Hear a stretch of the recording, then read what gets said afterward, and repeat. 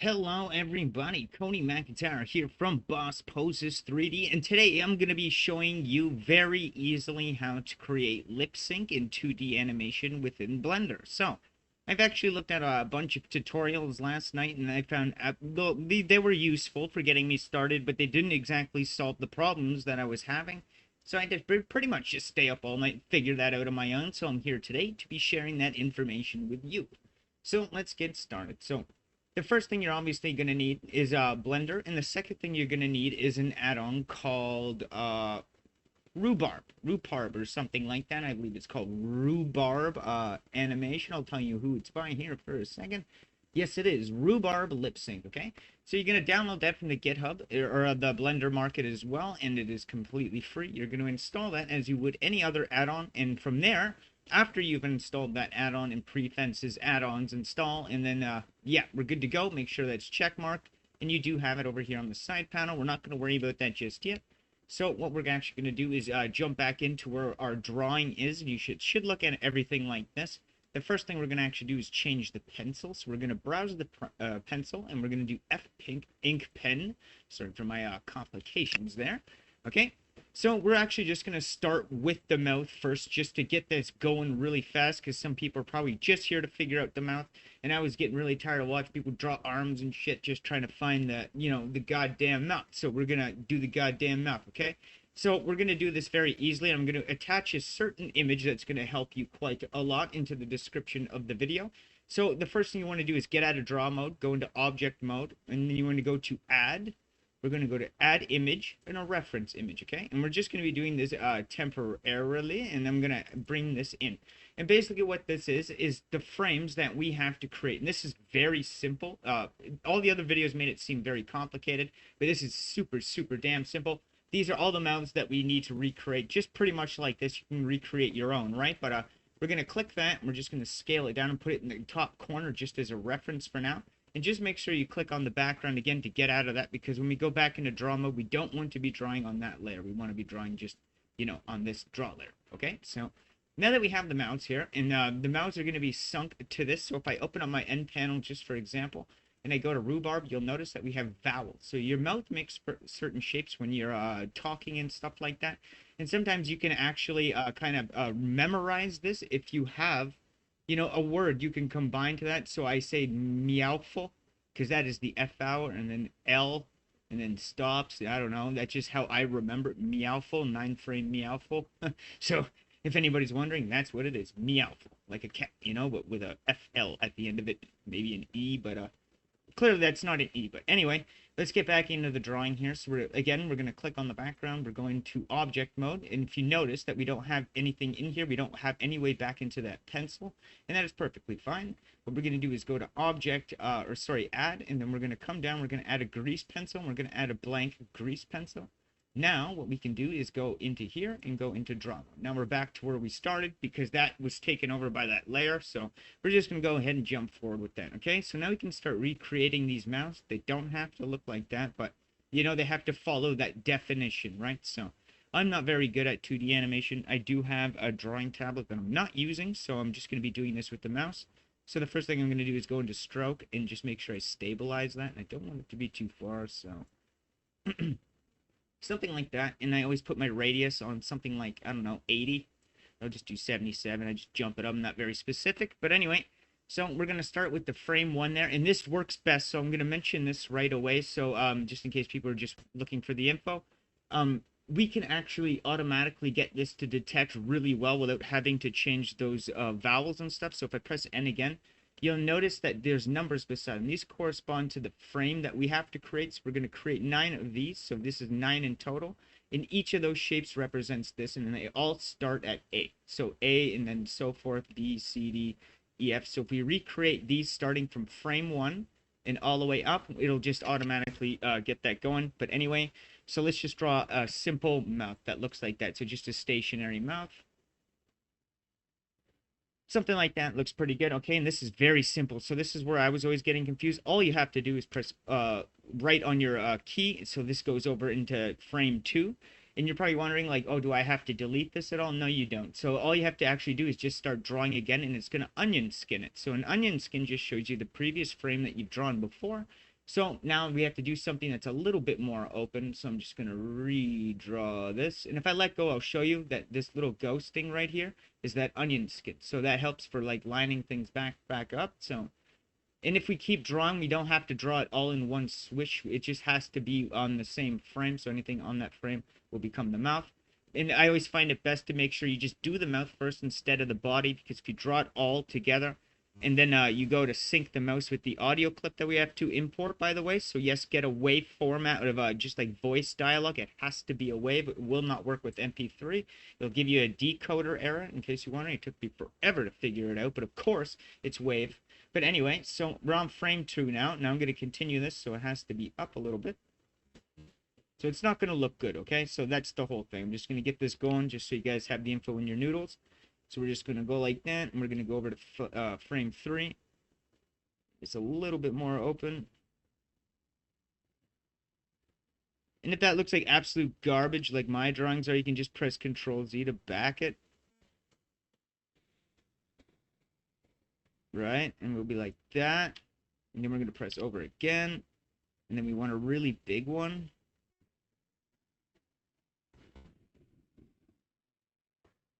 Something like that. You can even draw teeth if you really wanted to. We could probably add that in and just kind of copy what they're doing there. But the next thing we have to do is 1, 2, 3, 4. We have to do the frame 5 now. So that's going to be this circle.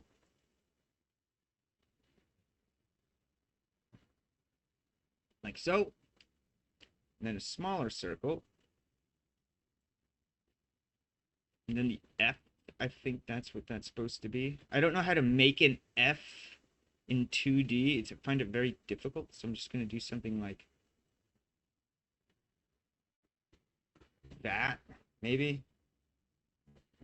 And then we're going to go over, and then we have to do L. I think that's what that is.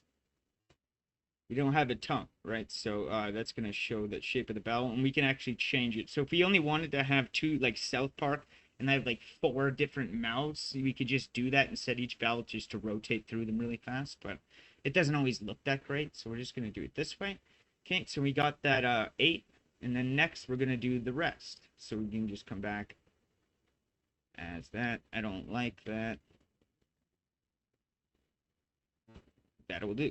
Okay, so now that we have our frames, we can actually press left and scrub through them. Okay, that looks good. Meowful. Okay, you said meowful. That's works for me. Now, all we have to do is just, we don't have to go to any specific frame, but just as you're done drawing everything, just come to the wrench at the side, add the modifier, time offset. That looks daunting, but it's not. Mode. We're going to go down to fixed frame, and that's all we have to do in there for now. Now, every time this frame changes, you'll notice that it changes a frame in our timeline, okay? So the next thing we're going to actually do is press keyframe on this just for later's sake, and I'm going to show you why, just so we can correct some of the issues this might give us with different shapes and stuff like that. But now we can actually start to sync our audio with it. So I'm going to press N. Now we have to come up to the top. The target will be the time offset. And then our properties. So we can have multiple of these, but just make sure mine's only labeled time offset because we only have one of them. So that'll be that layered time offset. Okay. So now all of these should be in line with that image that we imported. So now I'm going to click sound. Dialogue, I believe, is for JSON text dialogue. I could be wrong, but correct me in the comments if I'm right about that. But it gives you an error about that. So I'm assuming it's a text JSON, right? With AI voice clips and stuff like that. But for the meantime, we're just going to import the audio clip I got. So let me just go down and find it. I believe it was in my downloads. Wave. Okay, now I got my wave file in the sound, and that's going to copy the chain of this. So next, all we have to do is make sure you put this onto frame 1 if you really want. I'm just going to do it on frame 0 because I find it syncs up pretty damn well when it's on frame 0. So I'm just going to hit sync. You're going to notice that goes right to 50 for some reason and then just hangs. It's not going to crash. I always recommend not clicking anything if it looks frozen. That will crash your program. So we're just going to wait. This always works and works on very low-end computers. But the weird thing is that Blender doesn't work on low-end computers, oddly. But that's okay. So now that it's already finished, if I play it, you'll notice that it goes well past the frames that we just created, and that just means that it's syncing to the audio clip already, okay? So you're probably wondering why that is not playing with the audio, okay? So what we're gonna do is actually go into the video clip editor and add that audio clip into there. So but first what we're gonna do is open your timeline, and then what you want to do is make sure all your keyframes are selected. You want to right click, you want to hit interpolation mode, and then constant. Okay, so this just basically cleans up the between the keys and makes them a little bit more sharp. I believe that's how that works, right? So this is how I work with Blender. I work by experimenting. So that's how I learn things, right? So I may not know the full dynamic of the knowledge of it, but I definitely know how it works. Okay, so but anyway, so we got that, and as you see, it's a little bit sharper of a change in animation. So you don't have to be on frame 0. But anyway, so now that we have that interpolated, so we're gonna click that little icon here to change your thing. Make that a video sequencer. Go to Add, Sound, and then we're gonna find the sound that we sunk up, the exact same WAV file. If you notice, it's right here. Hey, wait! Stop scrolling! I have something to tell you. Make today so awesome, yesterday gets jealous. Bye-bye. Hey, wait! Stop scrolling! And as you see, that beginning part looked really good, but the little bit, there's some fluctuations in the animation when there's no audio playing. That could be because of the static in the background of my microphone. So if you have an iPhone, it's best to do that. I just use my desktop mic, so. But anyway, we can actually fix all of this, okay? So now that we have that marked up, that's good to go. So we can actually go into Object and delete that reference now if you really want. I'm just going to leave it there for now. But anyway, I'm just going to scroll over, and then we're going to actually correct this audio a little bit. So what I'm actually going to do is go into the action editor, and this is where our vocal sync data is located, is in the action editor. So we can just switch that on over. Hey, wait! And as you see, right here is not a rest pose. I'm going to show you how easy it is to just fix all of this. So remember when we added that keyframe button right here in the side of our time offset? Now we're going to start to learn to use that. So now all we have to do with that diamond highlighted, we're just going to select the keyframe so we can flip through all of our 9 frames.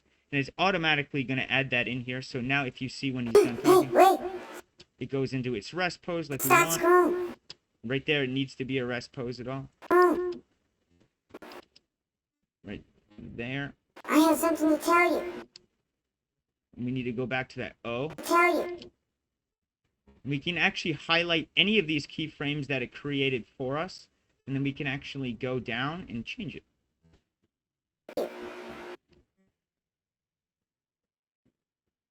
I'm gonna add another one here. Make today's. The mouth is a little jumbly here. Make. That should be a well more open mouth like that.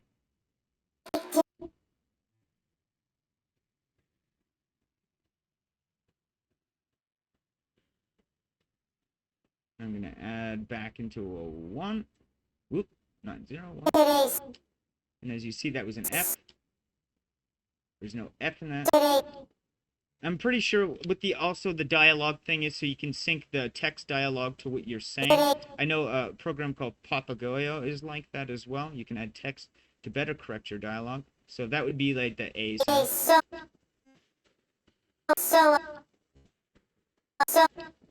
You can turn on audio scrubbing as well. So I believe if I go into timeline, playback, and audio scrubbing, I should...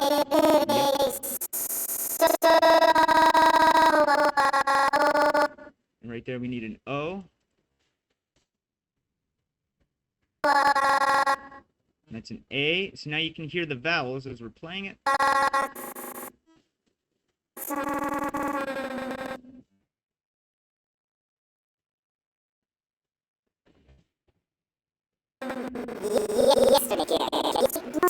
now we can play it back. Hey, wait! Stop scrolling! I have something to tell you.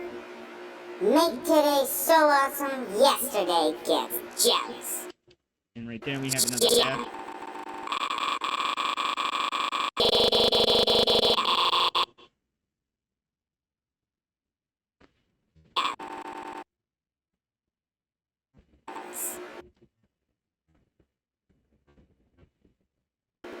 Bye-bye. And then back to 1. There we go. Now we have our full audio chain basically done. Wait! Stop scrolling! I have something to tell you. Make today so awesome, yesterday gets jealous. Bye-bye. Perfect. So now that we have that, and that's its own layer now, the mouth, we can actually keyframe its position in object mode. But now we have to actually create a body for a character or a head. We'll just do something very, very simple so I can show you what I mean. But first we have to deselect on that. So just click on the background in object mode, add, and we're going to add another grease pencil. Okay. You're going to notice that all the data disappeared from the bottom. That's just because we don't have that layer selected, and that's perfectly fine. So now we can go in and go to draw mode. Now we can start drawing our head. So for this one, I'm actually just going to draw some kind of circle. Maybe not. I'm going to change this over to the grease pencil also at the bottom so I can see what I'm doing.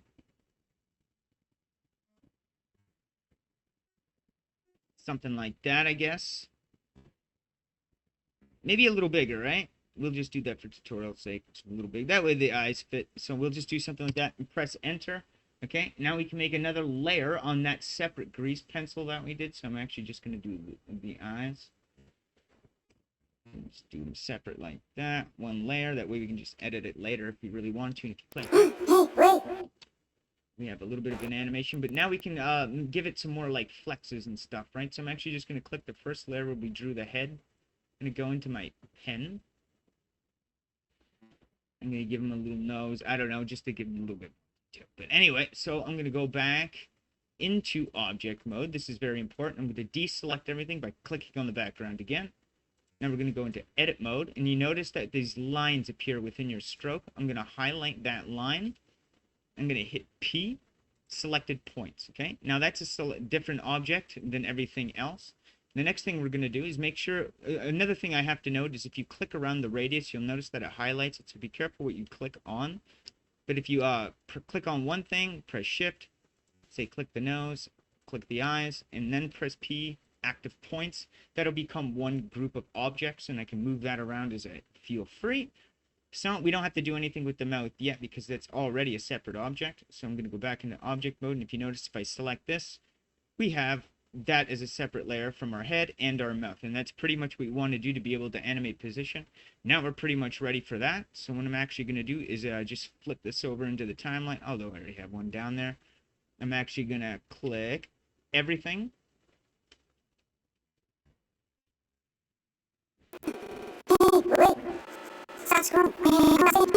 We can give it a little motion. Ooh.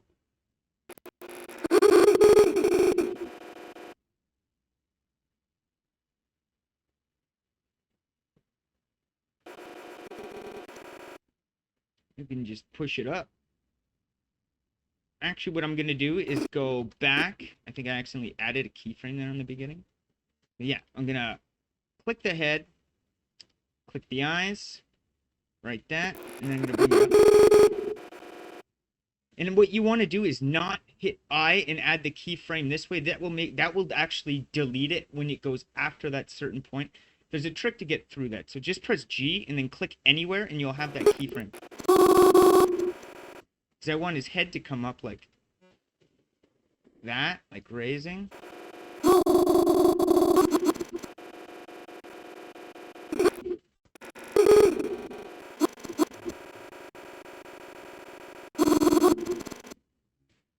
And then we can bring it back like that. And then bring it back down.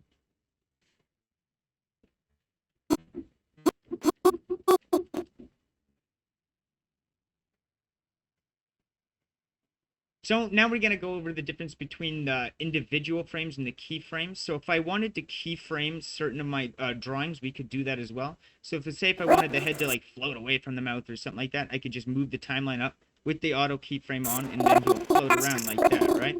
So we can do that with the mouth as well and get that to track along, but I like to do it like that and give it a little bounce. And then like little frames like that, I will do like a little bit of keyframes. Yeah. And then if you want to do the frame by frame, you have to press G and add the same frame that was already before. So if I wanted to go like that and then press G, you'll notice that these yellow lines appear between the frames that just won't go the same. Now I can go one frame over, 44, and bring the head up. And back down again.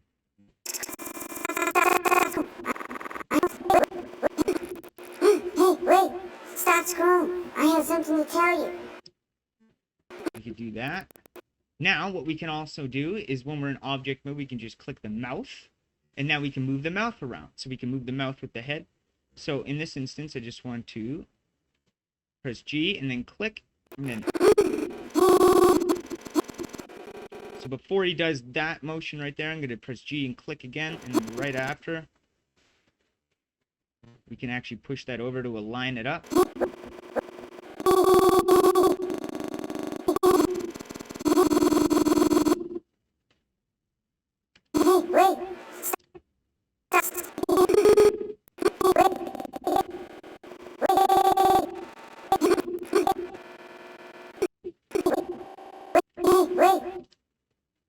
We want that to come down again.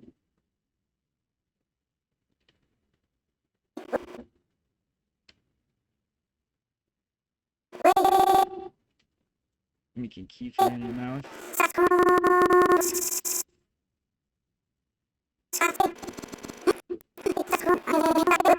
But you get the gist of the idea. If I was a better 2D animator, this would show you a better idea of what I'm doing, but... Hey, wait! Stop scrolling. I have something to tell you. Make today so... And you can go back in through the frames and change the other frames. So if I had this layer selected, right, and I was in my grease pencil, and I went into draw mode, and the eyes were there, I could technically... Oops, sculpt mode. I believe that would be this layer. There should be a way that you could draw again and then change it. You can do this with the arms as well. So when you're animating the body and you're going through the timeline, all you have to do is the same thing that we were doing when we were doing the mouths in the draw mode. So all you would have to do is, you know, as he's like, say on this frame, make his arms go up and then copy that same keyframe one frame over, paste it, and then one frame over from that, put his arms down and animate his arms for you.